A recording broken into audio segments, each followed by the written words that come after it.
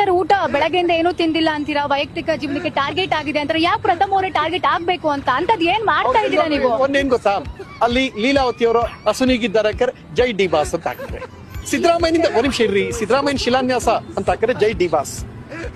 ಮುಖ್ಯಮಂತ್ರಿ ಇವತ್ತು ಉಪಮುಖ್ಯಮಂತ್ರಿ ಬಾಗಿನ ಅರ್ಪಿಸಿದ್ರು ಕಾವೇರಿಗೆ, ಜೈ ಡಿ ಬಾಸ್. ಮೊನ್ನೆ ನಾವು ಮನೆ ನಾಯಿ ಸತ್ತೋಯ್ತು, ಜೈ ಡಿ ಬಾಸ್. ನಮ್ ಬೀದಿలో ನಾಯಿ ಮರಿ ಹಾಕೈತೆ, ಜೈ ಡಿ ಬಾಸ್. ಆ ನಾಯಿ ಮರಿಗೂ ಜೈ ಡಿ ಬಾಸ್ಗೂ ಎಲ್ಲಿ ಸಂಬಂಧ? ಆ ನಾಯಿ ಮರಿ ಆಗೋದಕ್ಕೆ ಯಾರು ಕಾರಣ ರೀ?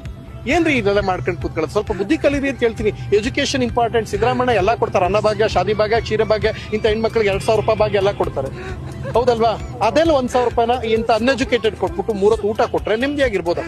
ಯಾಳಾದೋ ಬುದ್ಧಿನೂ ಕಲಿಯಕ್ಕಿಲ್ಲ, ಬೇರೆಯವ್ರು ಡ್ಯಾಮೇಜ್ ಮಾಡ್ತಾರೆ.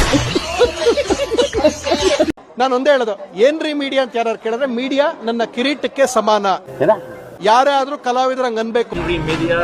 ಯಾಕೆ ಅಂದ್ರೆ ನೀವು ನಾನು ಓದ್ ಕಡೆ ಮೈ ಕಿಡಿತಿರ್ಲ, ಅದ್ರಿಂದಲೇ ಪ್ರಥಮ್ಗಿಷ್ಟು ಐಡೆಂಟಿಟಿ ಸಿಕ್ಕಿರೋದು. ಮೀಡಿಯಾ ಇಂದನೇ ತಿಂತಾ ಇರೋದು ನಾವನ್ನ. ಈ ಒಂದು ಅದ್ಭುತವಾದ ಕ್ಷಣಕ್ಕೆ ಭಾರತವೇ ಸಾಕ್ಷಿಯಾಗಿದೆ.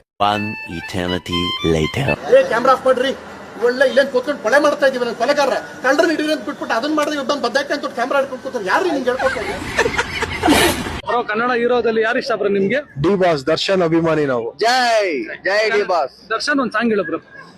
ಸವಾಲಿಗೂ ಕವಾಲಿಗೂ ಸಯ್ಯ ಸಯ್ಯ.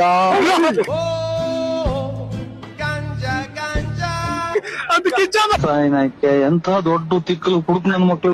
ನೀನ್ ಎಷ್ಟು ಜನ ಕೊಟ್ಟಿದ್ ನನ್ನ ಮಗನಲ್ಲ, ನಮ್ಮ ಹುಚ್ಚಿಟಿ ಕರು ಇದು ದೇಶದಾಗೆ ಸಿಗಲ್ಲ.